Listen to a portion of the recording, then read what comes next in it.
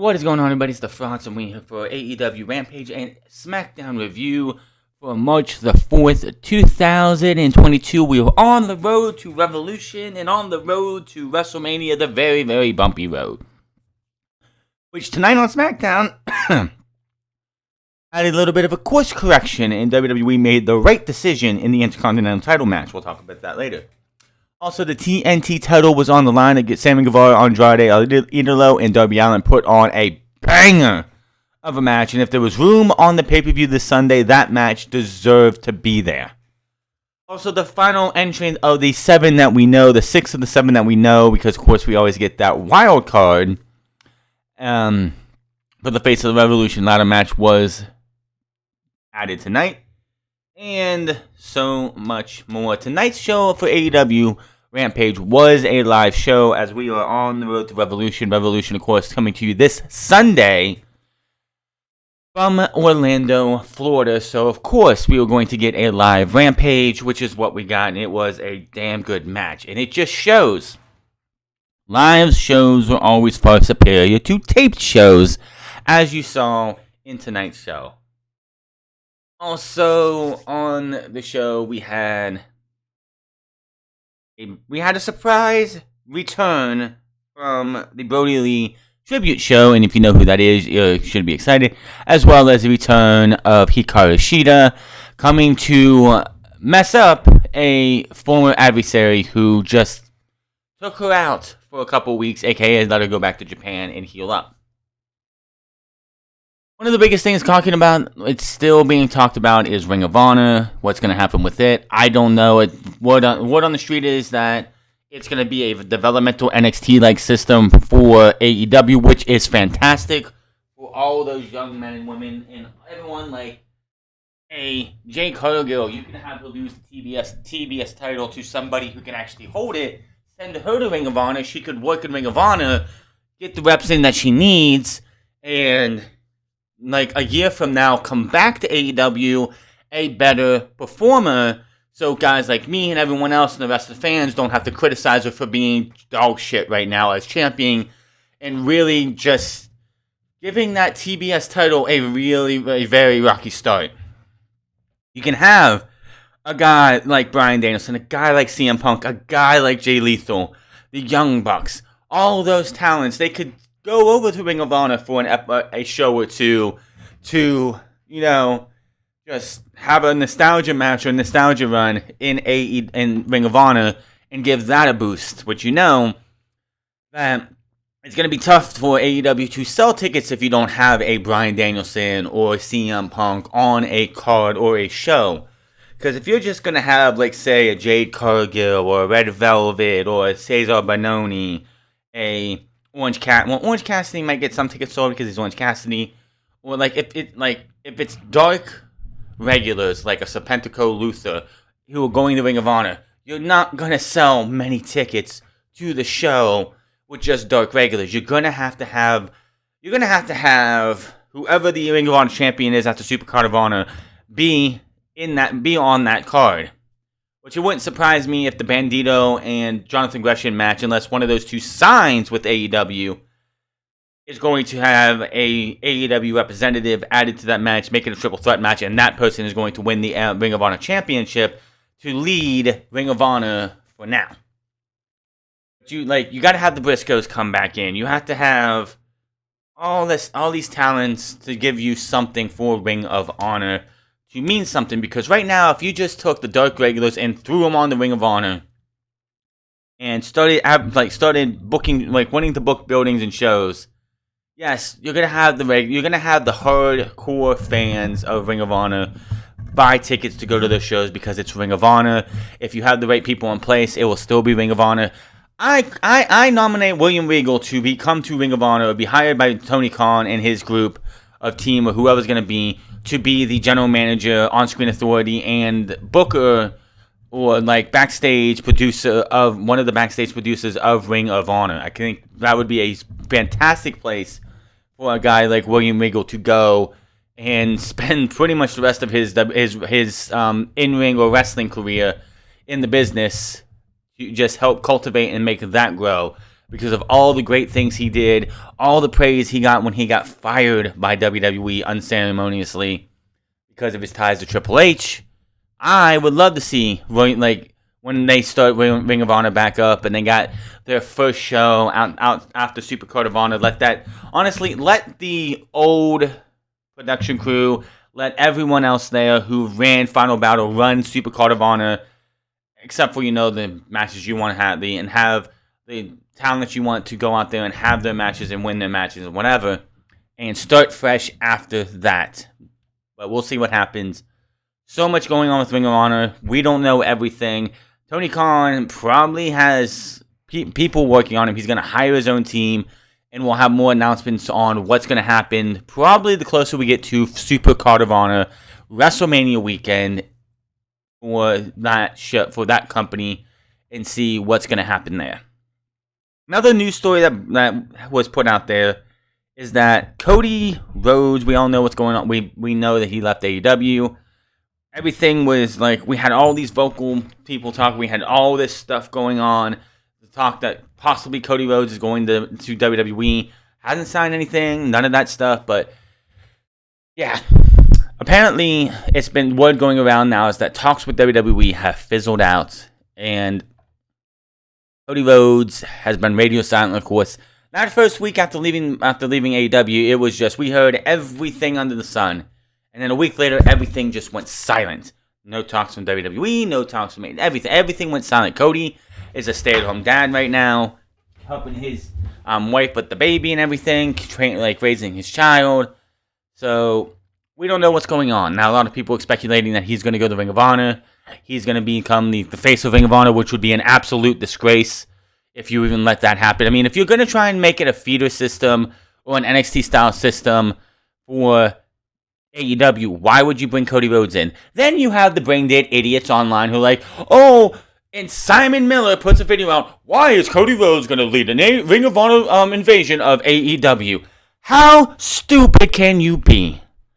First off, there is no talent on the contract in Ring of Honor right now, so who the hell is going to be invading AEW when you have nobody?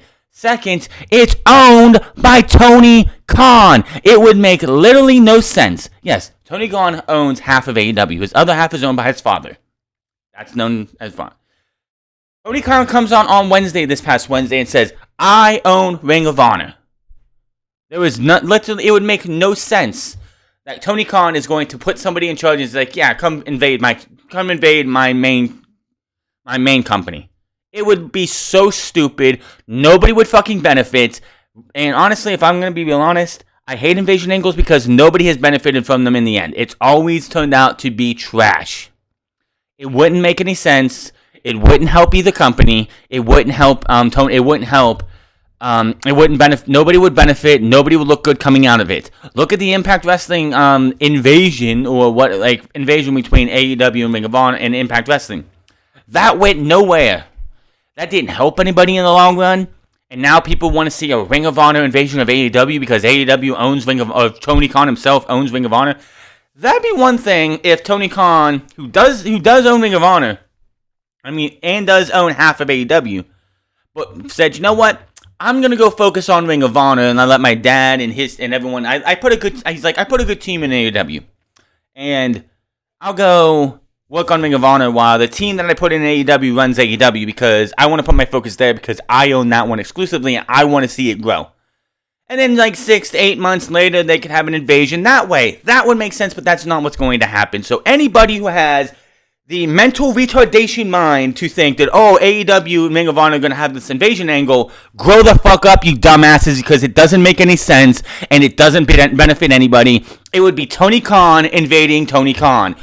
Get this through your fucking head, you stupid motherfuckers. We don't know what's gonna happen with Cody. For all we know, I don't know what this channel that's supposed to be putting out these Bray Wyatt vignettes and everything. I don't know what the hell it is, who's running it, what they're doing, but I think it was them that put out, after Cody Rhodes left AEW, they put this picture out of the last time EC3 did a Control Your Narrative video and showed off this person in the background who looked an awful lot like Cody Rhodes, but had the hood forward enough to where you really couldn't, it was shadowed out enough that you couldn't really tell who it was. So, Cody could go to AEW, the Ring of Honor, if they want to do all that, which would make no fucking sense because Tony Khan owns Ring of Honor, but he doesn't have the payroll probably to pay Cody what he wants to go to Ring of Honor. It's all about that money. And again, Cody wants to be his own boss. Cody would be better off creating his own company where he's the boss. And he could be Mr. Jeff Jarrett or Triple H in the mid-2000s, Reign of Terror type Cody Rhodes, where he is the face of the company. Nobody fucking likes it. Nobody wants to see it. And he could see that the company he starts fails because nobody wants to see Cody Rhodes as the face of the company. Unless he turns heel. If Cody Rhodes was to start a company and be the big heel and play up to the fans and play into the fans' hatred of him, instead of trying to be like, no, I love you guys. I love everything about you because you guys were there for me from the start. Dude, whatever you do, just be heel for 6 to 10 months. Who gives a shit about, you don't want your daughter, your kid to see you as a heel. Your kid is not even a year old yet. When they get, you don't have to, it's just so, his excuses for not turning heel makes no sense. But, yeah, Cody Rhodes could be for all we know, he could be, joining the Control Your Narrative show, group with Adam Shear and, EC3, who are supposed to be on the Wrestling Network, I think is what it's called, is where they're going to have their show. If I can find a way to find it, I'll check it out, maybe just to see what they do, because I guess it's supposed to be something different. But yeah, Cody could show up there. Cody could show up back in AEW, and I'll still say fuck Cody Rhodes, because the dude, honestly, he should leave. He should not come back anytime soon, because if he just comes back now and this was all some kind of big ruse for him or work for him, he's gonna get more hate than he got before his contract ran out and before he left AEW. But there is rumor and speculation going all around what's going on with him. We got to talk about it just because it is a hot topic for a lot of people. Me personally, I don't care. Cody Rhodes, even in AEW, never felt like the top guy. He never felt like one of the top guys. From start to finish, no. Yes, him and Dustin had one of the best matches at Double or Nothing 2019. But when we started the show and they started to get into flow of things, you had Jon Moxley, Chris Jericho, Jon Moxley, the Young Bucks, Kenny Omega, and Adam Hangman Page before Cody Rhodes. That's just how I have to put this. And then more talent come in. You had Brody Lee come in. He was he felt like a bigger deal because of what he did to save the Dark Order than Cody Rhodes did. Then you had all the stuff happen with Bryan Danielson, CM Punk. Obviously, they are way bigger names than Cody Rhodes ever will be. Even though Cody thinks he's as big a name as they are, he will never, and I mean never, ever be as big of a name of CM Punk or Bryan Danielson. That's a fact, and everyone knows it. And it's just, and it's funny because everyone's there were people talking about the fact that AEW hit 1 million on the day one sales of Double or Nothing tickets. That's probably because of sale prices going up or whatever. But they hit 1 million in day one sales. Nobody else has done that fast other than WWE and maybe Ring of Honor New Japan when they did their show in Madison Square Garden. That people are if they're making so much money and they're spending, why couldn't they pick up Cody's contract? Well, obviously, Cody's value to AEW was not worth whatever he was asking for. Plain and simple. Cody could have gotten a longer deal, could have been there for 5 years, which honestly, if I'm Cody Rhodes, I would have taken a short a deal that would have came up right after the next TV deal is signed, sealed, and delivered, because that's when the Young Bucks, Bryan Danielson, Jon Moxley, Chris Jericho, and everybody else that's when everybody's gonna get paid. They're still on their extended first contract. When their TV rights actually come up, AEW, when they get that nice big juicy contract, they're gonna be able to pay out the ass for everybody and give them those big deals and give those big extensions that everybody wants to be working for. So, yeah, anybody sitting there trying to criticize Tony or like be like, oh, well, you made $1 million, now you should have like this or that, you should have with Cody's contract and whatever. Cody's value to the company with the CM Punks, the Bryan Danielsons, the Keith Lee coming in now, Red Dragon coming in, Adam Cole coming in, all these other names that have more value to AEW. Cody wasn't worth that re-up, and Cody wasn't worth whatever he was asking for, probably $2 to $3 million a year. He wasn't worth it. His value, honestly, Cody Rhodes' value to the company ended, dropped dramatically after he put Chris Jericho, after he put MJF over, after he put Darby Allin over in 2020. Everything else after that, Cody's value just kept dropping and dropping and dropping and dropping. And it's just how it is. It sucks for Cody because it sucks for him because I know I can understand that, yeah. You want to be the best. You want to be the number one guy. I'm sure everybody in AEW wants to be the number one man or woman in that company that the company looks to put the big belt on you and let you run with it. First off, putting that stipulation on him to not be able to face the world, go for the world title. One, they had an out, and that would have been a great way for them to turn heel, but he wasn't ever going to do that because he's a moron. But yeah, the value just wasn't there. He didn't want to turn heel. He wanted to do his own thing. He wanted to make it all. He wanted it to be not all Elite Wrestling, but all Cody Rhodes Wrestling. He did not care about AEW. He only cared about himself. So Tony looked at this, sat back, and was like, Kenny Omega is helping elevate this company. The Young Bucks, slowly but are helping elevate this company and help make other tag teams look legitimate in matches with them. Chris Jericho was help elevating this company. Cody Rhodes was only elevating Cody Rhodes. Cody Rhodes is not helping the company, so why would he sign him again? So I don't expect him to ever be back in AEW for the next year or so. I don't expect him to be in Ring of Honor. Ring of Honor should be, like I said, yeah, Cody was in Ring of Honor for what, a year, maybe 2, maybe 3. But his impact in Ring of Honor wasn't there as much as the Young Bucks, Adam Cole, and Hangman Adam Page. CM Punk had a major impact on the early days of Ring of Honor. Another person I would love to see come to Ring of Honor for them to do something with, Samoa Joe. Samoa Joe, it could be William Regal could be the on-air authority figure, and Samoa Joe's his muscle, just like they were in the final, that final run of Samoa Joe's in NXT. And Samoa Joe could be a guy who works backstage, helps scout new talent. Yes, I know we have the Nightmare Factory, and you have Dustin Rhodes' school, where we've seen a Julia Hart came from the Nightmare Factory. We've seen other talents off the top of my head, I can't think of them. But we've seen Lee Johnson, Brock Anderson also being trained by the Nightmare Factory. Instead of having them come out and having matches where they're green as grass on AEW television where the bigger stars should be, that's what Ring of Honor is going to be for.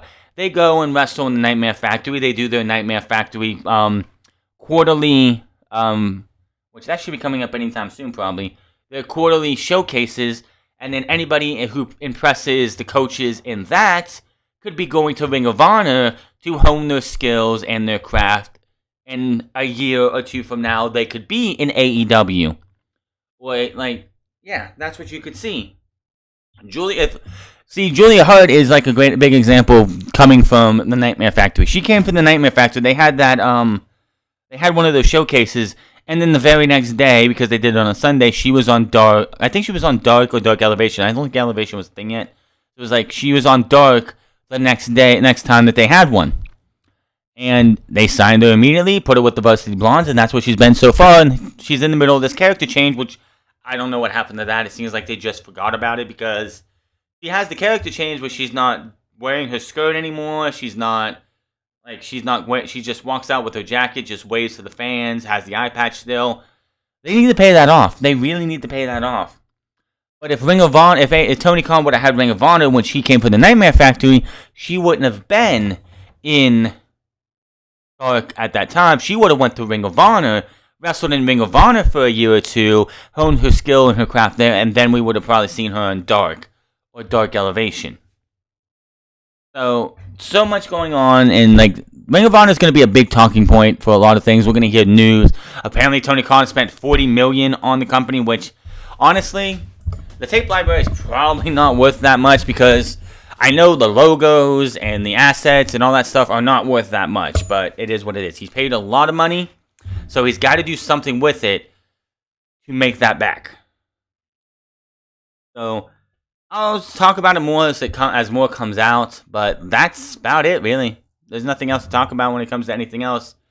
Let's talk about the show here. AEW Rampage started with the trio match.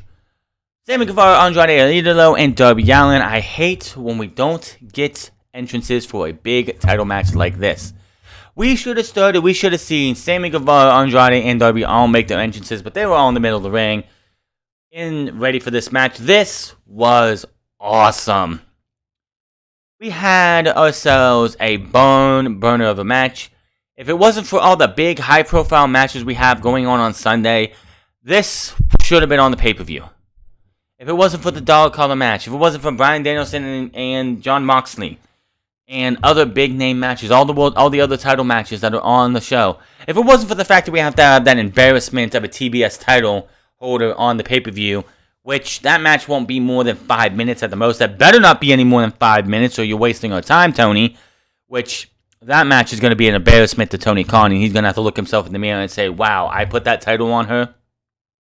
Another talent that, if Ring of Honor would have been acquired by Tony Khan earlier, like last year, she would have been there, honing her craft, probably being their women's champion, which I wouldn't have cared about because it's the Ring of Honor Women's Championship. They could do whatever the fuck they want with it because it's in the developmental system by then.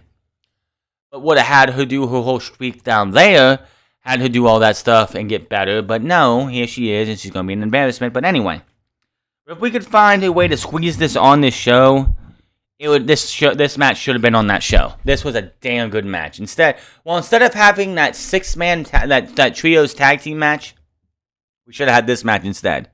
This match was just too good to be on Rampage. Even though it was a damn good match, I wish these three would have been able to be on pay-per-view in this match instead of a trios match. Which, the fact that something that happens a little bit later, after this match actually happened, kind of kills the whole idea of why we're getting that trios match anyway, which makes no sense why we're getting the trios match then.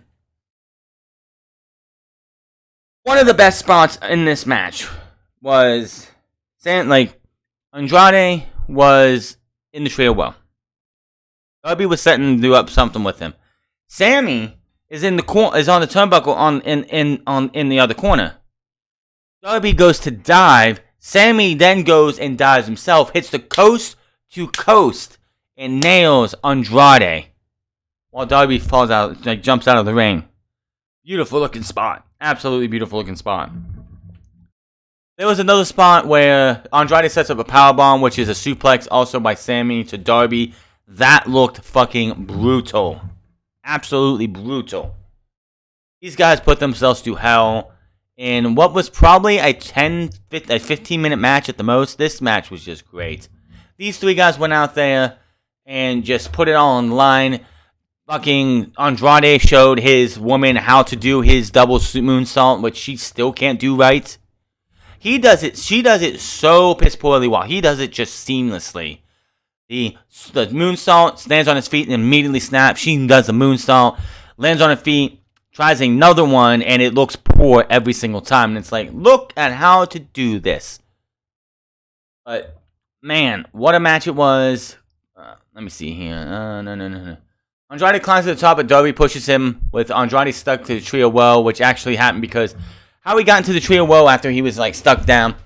Darby takes his belt off and starts whipping this man in the back, and then puts him in the trio well.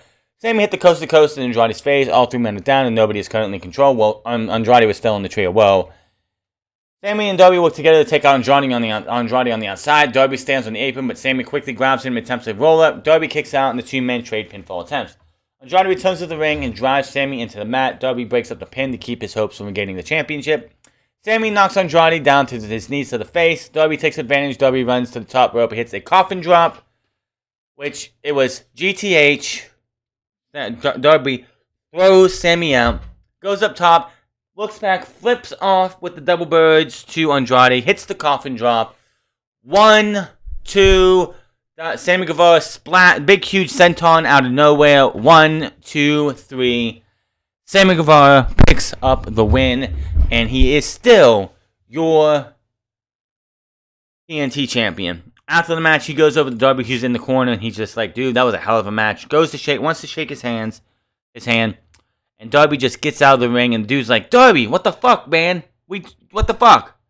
Obviously, the frustration on Darby's face, which, I saw someone say this on social media. If they were going to do the handshake, like him refusing the handshake from Sammy Guevara, Darby should have taken the pinfall. Just my thoughts. So, we go back, we advertise that JD Drake is going to be taking on Keith Lee here in a moment. We come back, and Death Triangle and the evil, vile-looking, sinister Alex is in the ring. Penta Oscuro and Pac as well. A match this Sunday is discussed, and it looks like he says that you three, we might be down to Lucha Bro, but this Sunday, how about we add us three versus you three? We get a nice video package from the House of Black cutting their promo. We come back to the ring. The Death Triangle and Alex are looking at the Titantron. The House of Black are on the ropes behind them. And Alex turns around and says, Malachi Black. No, wait a minute. As they're coming into the ring. I never said the three of us were in this ring right now. As he's exiting the ring, it's like, you might have a monster, but so do we. Music plays, and on the Trons it says Eric Redbeard. As he comes to the ring, he comes in, they get security from around everybody. Eric Redbeard says, I don't give a shit about the security. He just fucks them all up. We get a stare down between him and Brody King, which is going to be super sweet. And Redbeard levels all of them, forcing them to keep them from the House of Black. House of Black get out of the ring. Penta takes one of these poor souls, ties him up, and then snaps his arm backwards, breaking the poor man's arm. And this Sunday, on the buy-in, we already have Chris Statlander versus Layla Hirsch. We already have Hook versus QT Marshall. But now we have the House of Black versus Death Triangle and Eric Redbeard. What the hell, man? Now, I honestly, it just felt like they were throwing, the biggest question I have now is, why are we getting AAHFO versus Sammy, Darby, and Sting? Why? Why are we getting that match? It just felt like it was thrown together. There was really no reason to throw Sammy and Darby in a match together tonight and then have them team on Sunday. Especially the way Darby reacted tonight. And I was like, well, we're probably going to get this match because they wanted to do the Death Triangle versus the House of Black with Phoenix being out. They weren't going to do it and they weren't going to rush it. But they found a replacement in Eric Redbeard. Now, as far as I know, he has not been all elite, and this might just be another one-off because I do believe that Eric Redbeard is doing freelancing work. I think he's done. He wrestled with Eric Shear or Adam Shear a couple weeks ago against Bully Ray and Enzo, which led to Bully Ray and the former Wyatt family members putting Enzo through a table and him praising them and whatever, talking about Brody and whatever. So this could be just a one-off for him. Just something like Tony Khan called him up and everything else, I don't know. I'm checking to see if there's anything about this on socials or anything, on third sheets or anything. Let's see here. As far as I know, it looks like it might just be a one-off. Yeah,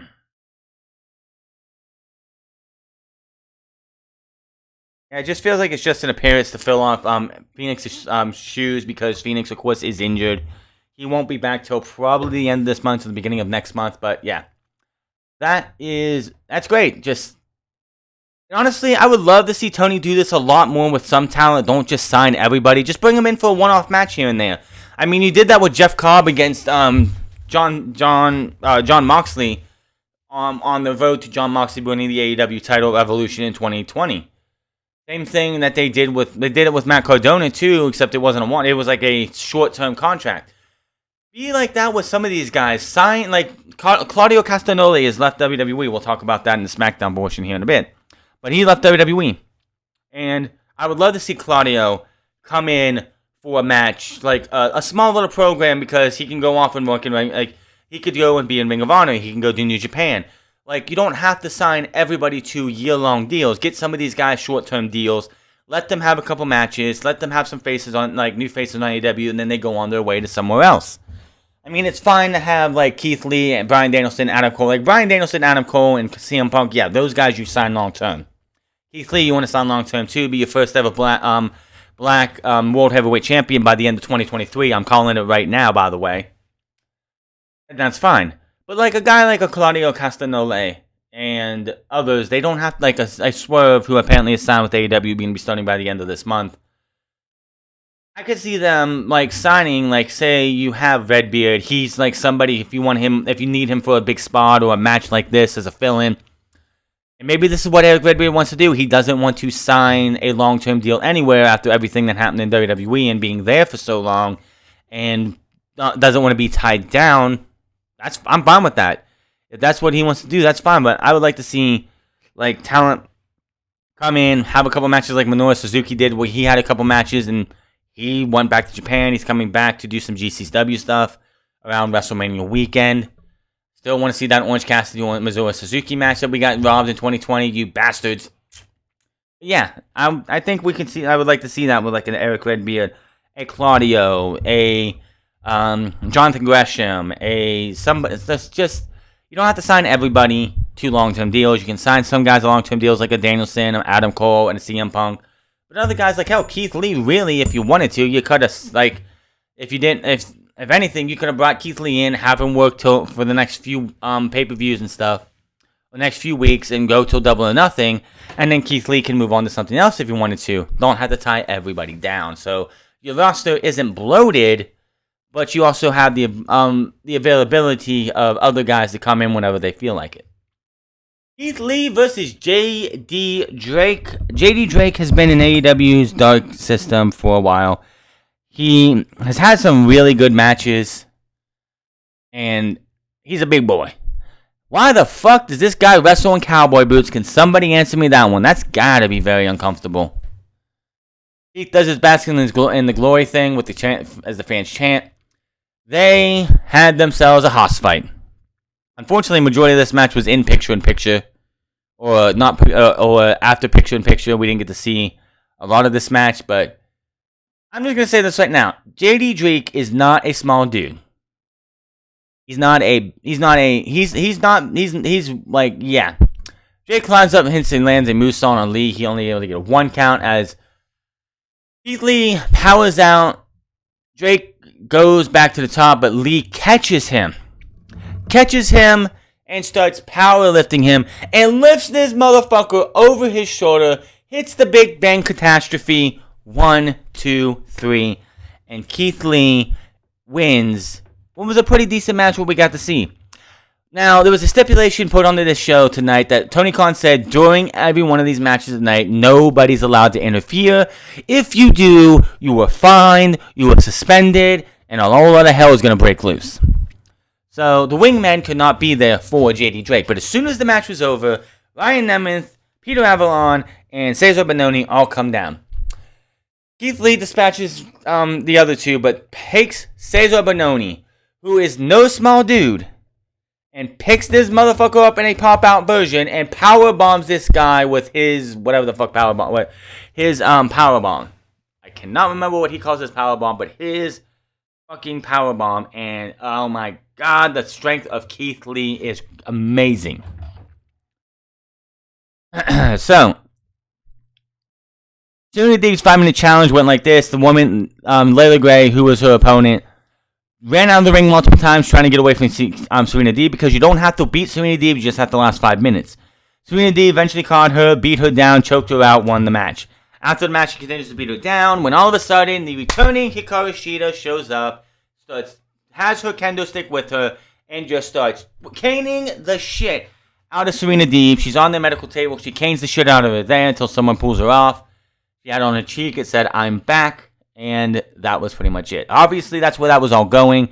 Anybody's thinking, oh, I can't wait to see some outside wrestler come in and stop these 5-minute challenges. That wasn't the goal. Serena Deeb took out Hikaru Shida.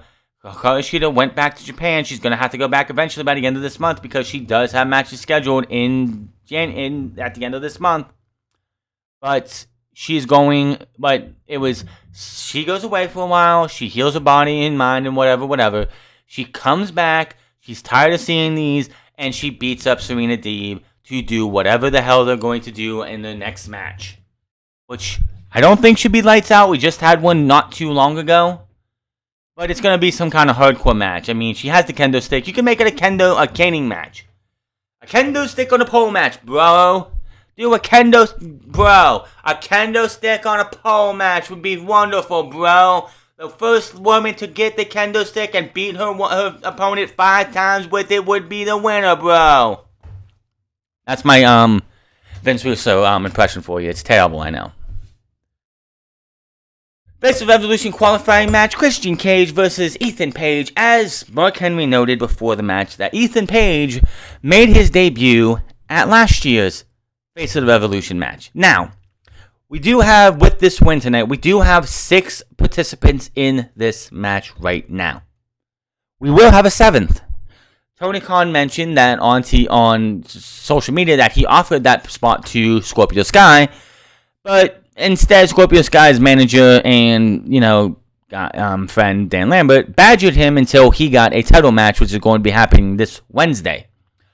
When is the Face of the Revolution ladder match winner going to get a title shot against Sammy Guevara or whoever is the champion between now and next Wednesday?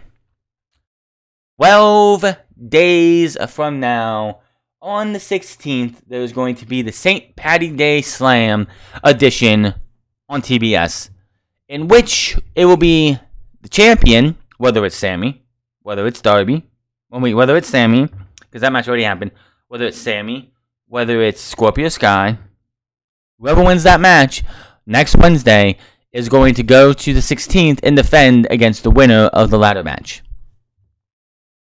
Now, obviously, this outcome for me was never in doubt. Christian Cage was winning this match.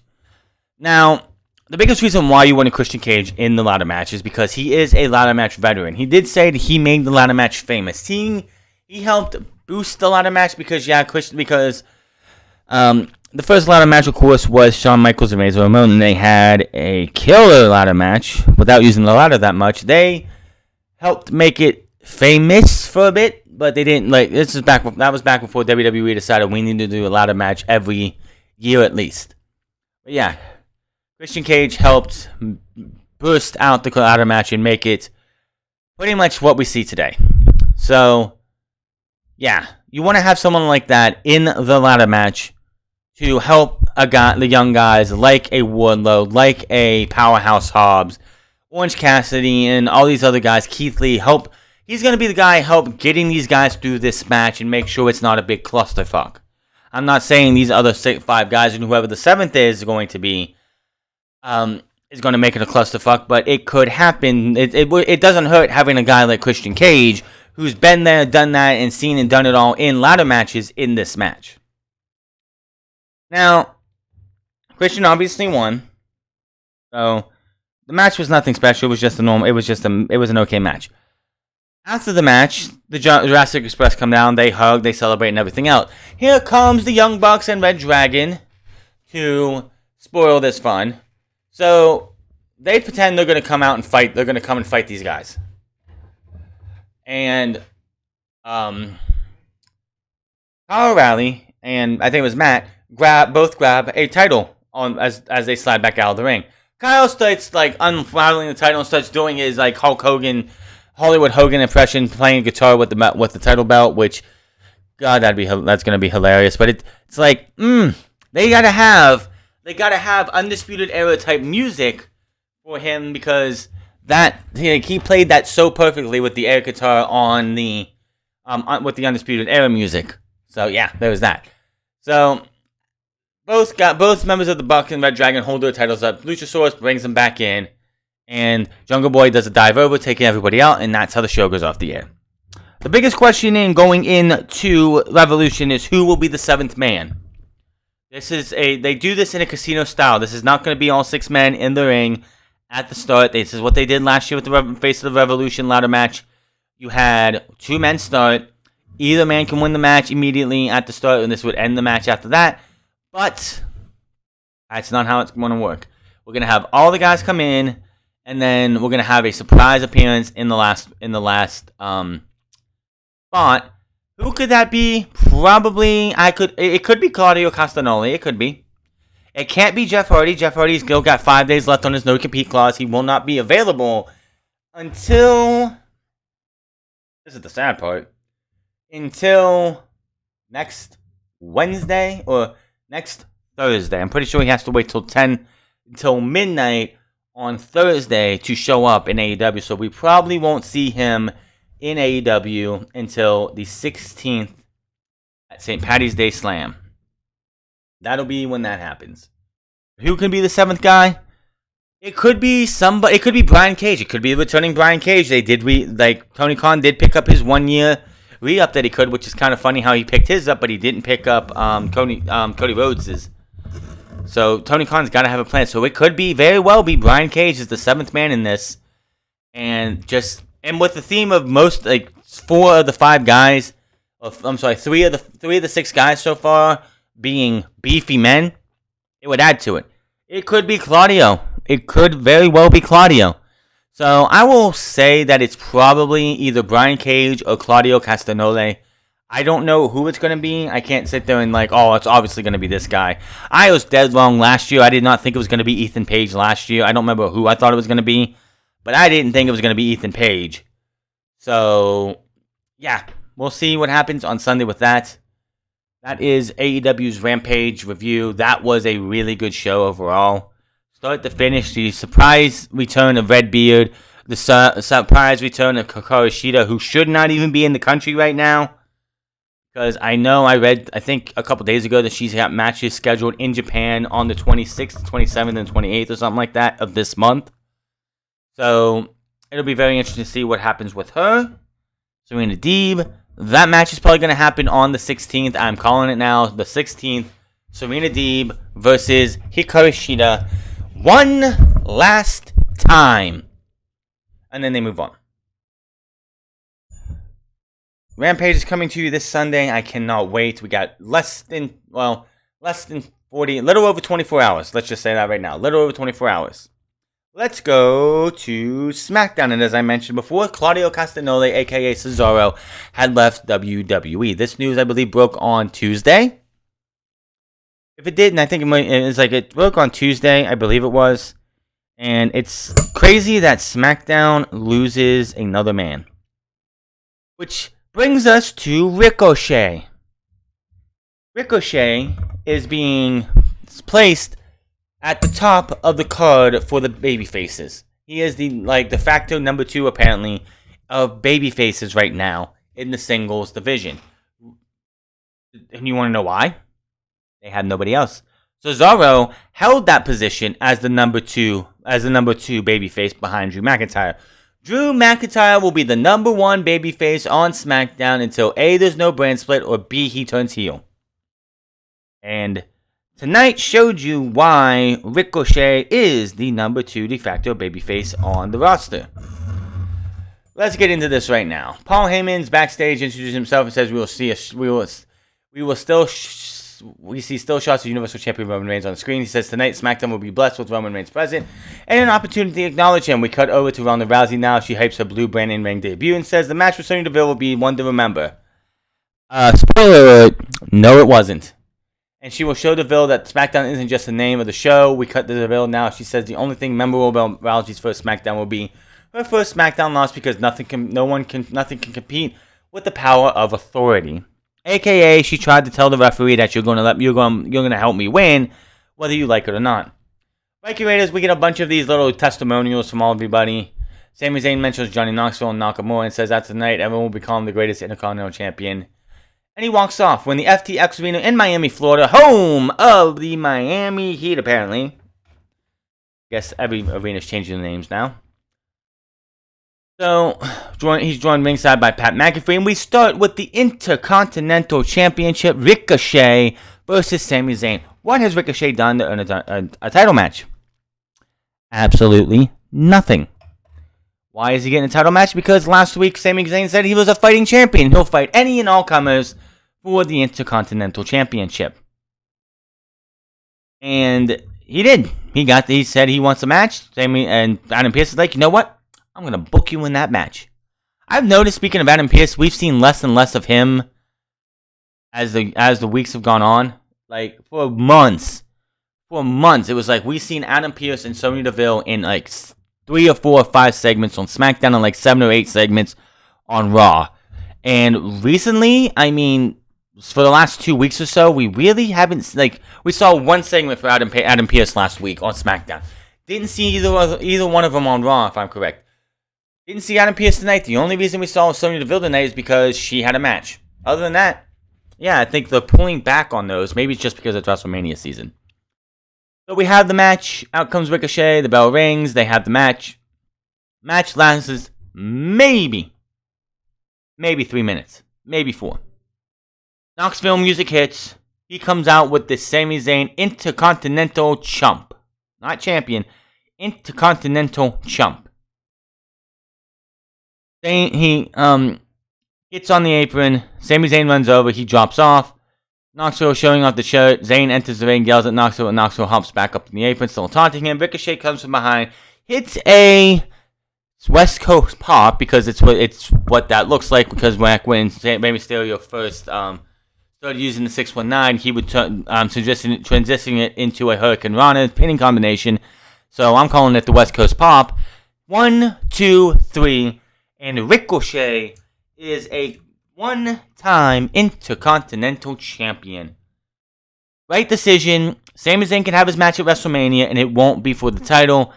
All of our fears of them having Sami Zayn defend the title against Johnny Knoxville go right out the window into a vat of acid and melt away forever. Thank God. The wrestling gods, they got that title off of Sami Zayn. If they're going to go, I don't mind Sami Zayn being champion. Sami Zayn could be a great Intercontinental Champion, but at the time right now, they want to put him up against Johnny Knoxville for the Intercontinental title. No fucking thank you. We see highlights of Vince McMahon on the Pat McAfee show, talks about competing at WrestleMania, and says he may not be physically, but like, so basically, I didn't watch the Pat McAfee show, but I read all the, I read the transcript or whatever.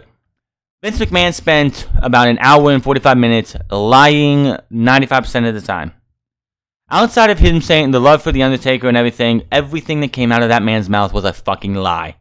He lied, and did nothing but lie. Vince McMahon is a wrestling promoter. That's what you do. That's what you would do in the 60s, in the 70s, in the 80s. You lied when you needed to. This was a puff piece interview. You had Pat McAfee going out there just hurling softballs, like pretty much walking up to Vince McMahon, holding the fucking baseball there, and on a tee, and allowing Vince McMahon to hit that baseball, and it has the ability to go and hit a home run for every single thing that he said. He gave Pat McAfee a match at WrestleMania, and it's not against Vince. Apparently, somebody in the back got it through Vince's head that no, you do not need to be on the card, which Vince McMahon might still be on the card because no, he's not wrestling Pat McAfee, but he might be in the corner of the guy Pat McAfee is wrestling with. We'll talk about that here in a second, but just everything that came out of Vince McMahon's mouth was a little bit of truth here, lie. A little bit of truth here, lie. A little bit of loving the Undertaker, lie. Undertaker, lie. Undertaker, lie. Undertaker, lie. That was it.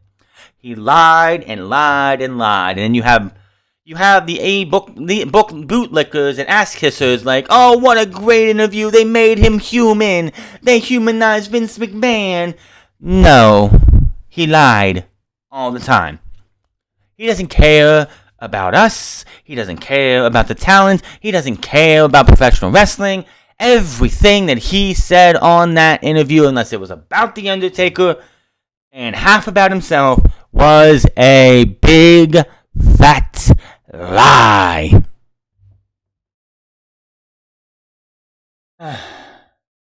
We see what happened with Sami Zayn and all them. Sami Zayn is backstage throwing a fit, seething. He spots the cameraman and he's like, "Why are you following me? You just follow me everywhere, just like Johnny Knoxville. Well, Johnny Knoxville, how about you follow me to Dallas? And I see you at WrestleMania." So, Johnny Knoxville and Sami Zayn at WrestleMania. There you go. All they had to do was take the Intercontinental Championship off of Sami Zayn to get to this. If we get to Money in the Bank or whatever pay-per-view, and Ricochet's still Intercontinental Champion, and then they want to put the title back on Sami Zayn, that's fine. Let Sami Zayn get through this celebrity match, which, by the way, is this the most celebrity matches we've seen on one WrestleMania card? You got Logan Paul, you got this one, and there's one other one, isn't there? Logan Paul, Johnny Knoxville. I think that's it. I don't know. Anyway, so we go back to the ring, and Michael Cole's asking, "Do you know who you're going to be facing at WrestleMania?" Maybe we'll find out. We go back to commercial. We come back. Austin Theory comes out. He says he competes on Raw, and he's the protege of him and CEO Vince the McMahon, who is here tonight. Theory says he goes where Vince goes. He addresses Pat McAfee. Says Vince was on his show because he set him up. Austin Theory says McAfee probably thinks Vince likes him, but he does everything for a reason like everyone else. He thinks McAfee is a loudmouth who needs to shut up. No one thinks that other than you, maybe. Theory asks McAfee what he's going to do when his mouth is wired shut. Goes to the ring side, McAfee stands up, and Theory says he is McAfee's opponent for WrestleMania, and he's going to beat McAfee to a pulp. He then smacks McAfee and his head, breaking his headset, and walks off back to the stage. McAfee stands on the announce table, tells Theory to come back, calling him a little bitch. Theory turns back around, gets himself positioned, and starts taking selfies with the WrestleMania sign behind him. He's taunting McAfee and stopping to take some selfies. McAfee looks on for the announce table as Michael Cole tries to calm him down. He puts his headset back on, but it's broken, so he has to get a different one. Asking who the hell he is. He's furious. At what point he blames Michael Cole. What happened? He says, "Mr. Vince McMahon called you a horrible person. You saw this coming. You set this up. What the hell, man?" Cole's like, "I didn't know anything about this. Let's just get back to the work." He asked, "Did it hurt?" He said, "Nope." So that's the match at WrestleMania. Now, honestly, this is a match that you should have on Raw and SmackDown, plain and simple. This is not a WrestleMania caliber match. Is it great to see Austin Theory on the WrestleMania card? Absolutely, in a singles match, not the stupid Andre the Giant Memorial Battle Royal, which is not going to be at WrestleMania. It's going to be on Monday Night Raw, just like it was on SmackDown last year. So the women will be in their Women's Battle Royal on night 1, I believe, but the men have to have their Battle Royal on Monday Night Raw. So everybody who was hoping to have that WrestleMania payday by going to a Battle Royal are going to miss out on WrestleMania because they have to have their Battle Royal on Raw and then go to their hotels and watch WrestleMania from their hotels or wherever the hell they can watch it from. Naomi comes out with her tag team partner, Sasha Banks. It is time for a tune-up match between her and Carmella for their match at WrestleMania, as it will be the tag team champions at WrestleMania versus Naomi and Sasha Banks. One of the many random-ass matches they're throwing on the card. It's like, why should we care about the women's tag team championships? Now, I will say, I'd rather have Sasha Banks and Naomi in some prominent match at WrestleMania than a match than the Battle Royal. Plain and simple. I will give them that. Giving these two women something. Now, honestly, we should be seeing Naomi versus Sonya Deville and that entire shitty-ass storyline ending at WrestleMania, but it seems like that ended at Saudi Arabia. So there's that. This match lasted maybe 2 minutes. Naomi wins with a split leg and moonsault. Her much better finisher than that stupid rear view mat thing. We get a backstage segment with Corbin and Moss playing poker with some jobbers and everything. Corbin puts up the fact that he won the Andre the Giant Memorial Battle Royal in his first night on the main roster. Retired Kurt Angle. He says Drew will be just another fedora in his feather in his fedora. He talks about putting Drew in a retirement home. Corbin gets Moss to crack a shitty joke, literally. And then we go to Drew McIntyre versus Jinder Mahal. I'm sorry, what? Drew McIntyre versus Jinder Mahal? Oh, that's just terrible. Drew wins, of course he is. After the match, he stands tall. He says in an interview with Caleb Braxton, if it bothers him that Corbin and his friends are having a laugh at Drew's expense, backstage goes about how no one can stand him and he has no locker room respect. He says he will be doing the world a favor when he beats Corbin. He says Corbin may be undefeated as Happy Corbin, but all things must come to an end. He will take Corbin out at WrestleMania. Drew grabs a sword, celebrates some more, and music hits. We go backstage. Moss cracks another joke, but Corbin is not in a laughing mood anymore. Back in the break, we see Ronda Rousey warming up backstage. So nice progressive, blah, blah, blah, whatever. Contract signing, all that good stuff. We get another Brick Boogs, and Brick Boogs comes out. He's going to give a grand introduction to Shinsuke Nakamura. And he comes out, they head to the ring together, but tag team champions, the Usos, beat them up until destroy them. And leave them laying. Officials come over to check on Boogs and Nakamura. And it's like, I see where we're going for WrestleMania for the SmackDown Tag Team Championships. No unified championships going on here. As clearly, Nakamura and Rick Boogs are going to WrestleMania to take on the Usos. Because the Usos obviously were not losing the tag team titles tonight. But we'll get to that here in a minute. Before that, here comes Roman Reigns, who comes out when he feels like it. Not when you tell him to, when he feels like it. He felt like coming out right now. So Boogs and Nakamura had to be the victims. The Bloodline enter the ring. They raise their titles in the air as the pyro goes off. Reigns holds the hand and Heyman places the mic in his palm. Fans chant Roman. This guy is from Pensacola, so he is going to get a huge babyface reaction here. This is his home state. I don't know how close Pensacola is to Miami. Yeah, I definitely want to look that up. It's about a 9-hour drive. So Pensacola, Florida is 9 hours away from Miami. So he's still in his home state. So Roman Reigns was going to be like, he's the big babyface here tonight. I don't think this guy would have had to talk shit on Miami. And I don't think he's going to talk shit on his home state at all. He calls Miami to acknowledge him, some boos, but there's not that many tonight. Roman says tomorrow night he and WWE Champion Brock Lesnar will defend their titles at Madison Square Garden. Says we already know that he's going to do. He will smash whoever steps up and sends him to the back of the line like he's been doing. He says Lesnar defense is where it gets interesting. He says not all of us want to see Brock with that title even make it to WrestleMania. Not me though. I want Brock to make it to WrestleMania as champion and hand deliver that title to the tribal chief. Reigns gets Heyman to say it's not a prediction, but a spoiler line. Reigns says they should give Miami a spoiler tonight, and Reigns says he is like Babe Ruth. He calls his shots, just like last year. He says what was he going to do last year? He was going to smash, stack, and pin both of them, and that's exactly what he did. I know there was a lot of hate for him doing that last year. A lot of people were critical for that finish to that match, but that's exactly what he said he was going to do, and it was perfect. He says he's going to call a shot again. He says the biggest match of all time. He's going to smash Lesnar, pin, and stand over him. With both titles in the air as about 5 million's worth of fireworks go off, he says Lesnar will have no choice but to acknowledge him. Reigns starts yelling about acknowledging him. Cole says Lesnar is definitely in Roman's head. Reigns says at WrestleMania, Brock Lesnar will acknowledge him. Reigns drops the mic, and the Bloodline raises their fingers in the air as the music starts up. Reigns shows love to the Usos. They exit the ring as they are about to defend their tag team titles against the Viking Raiders. This match was supposed to happen in Saudi Arabia, but due to time constraints, which these four men did not know until they got there, their match got axed and was turned into an angle instead.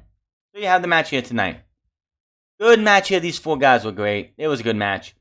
3D, the 1D, aka the 3D, gets hit. 1, 2, 3, the Usos win. It was what it was.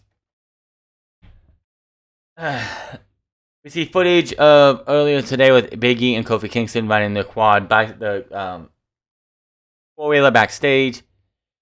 Now, Biggie and Kofi come to the ring because Sheamus and Biggie are supposed to have a match. The match never happens. Biggie and Sheamus are about to start. And for whatever reason, Kofi Kingston decides he's going to get on the four-wheeler and start revving the engine. For whatever reason. It's dumb babyface syndrome. Rich Holland does us all a favor, takes a chair, and smacks him in the back and starts, for whatever reason, smacking the four-wheeler. Sheamus beats up on Biggie. He lays him out. They take the four-wheeler. They exit the arena. No match at all. Back from break. And we see footage of Sheamus and Rich Holland taking this four-wheeler and just smashing it to pieces. And I'm like, well, I see what the next breakable vehicle set is going to be. It's going to be an ATV four-wheeler that can be smashed with a small... It's going to have a sledgehammer, and you're going to be able to smash and break it into pieces. And that's exactly what they did here. And, yeah, we'll be seeing that in commercials very, very soon. We see what happened with Sami Zayn earlier, ranting in the camera, challenging Johnny Knoxville to a WrestleMania 38 match when he lost the Intercontinental title to Ricochet. Kayla Braxton was backstage. She asked for his response to Sami's WrestleMania challenge. He said, Sami is a sad, strange little man, and only he came here to remind him he's the Intercontinental chump, which is the message on his custom t-shirt, of course. Knoxville talks about how he put his body through more than Zayn has, and he says he's not scared to get into the ring with the low-down cheat like Sami Zayn. Says he will see Zayn at WrestleMania, starts a Sami sucks chant as he walks away. Good on him. I do not care. That's a piss break match. Corbin is backstage playing darts with Madcap Moss. Corbin isn't looking in when Drew's sword suddenly is put into the dart board. Corbin and them both retreat, and Drew's all smiles. See the recent video package of the recent happenings between Ronda Rousey and Charlotte 9000. Then we go to that match of Sonya Deville versus Ronda Rousey. This match was a bore. I can see why everyone's calling her Ronda Rousey because she's putting everybody to sleep. She beats her in about 5 minutes. Then after the match, Charlotte tried to get involved, she distracted her, so allowed Sonya Deville to get some kind of offense in, but then, yeah, Sonya Deville ended up losing it eventually, and Charlotte's like, not impressed with the armbar. Yeah.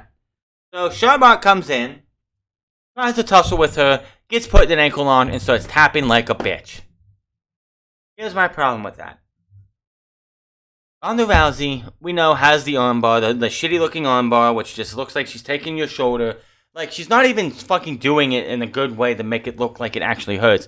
She's just taking her arm and putting it up into an L-shaped position above your head, above her head. That's all she's doing, and it looks terrible. But why would you give away the fact that Ronda Rousey can do the ankle lock on free television? Why would you not leave that for the pay-per-view? Why would you not have her bust that out on pay-per-view? Why would you have her bust that out tonight? It makes no fucking sense. I don't get this company and why they would sit there and take something that could be like, well, Charlotte knows about the armbar, so Ronda's going to have to think of something else to beat her, and that's a selling point they can make, and then during the match, she busts out the ankle lock, but you already gave that away. I know everyone probably knows that she knows how to apply an ankle lock, but why would you give that away tonight and not at the pay-per-view? It just doesn't make any sense. That is your SmackDown review. SmackDown was not as terrible as usual, but it's still a bad show. And honestly, I hate to say it, but these shows need more Brock Lesnar. They need more Brock Lesnar. Now, if you would have told me 12 years ago, I'd be asking for 10 years ago, I'd be asking for Brock Lesnar to be on WWE television, I would have slapped you and said you're crazy. But these shows outside of Roman Reigns fucking suck without Brock Lesnar on them, and I can't believe I've been saying that. And it's going to be another thing. It's going to be a sad day for this company when Brock Lesnar up and leaves. He was in an interview a couple days ago and said that he was done in 2020 when his contract was up and he lost the WWE title to Drew McIntyre. He was done. He retired. He was coming full circle.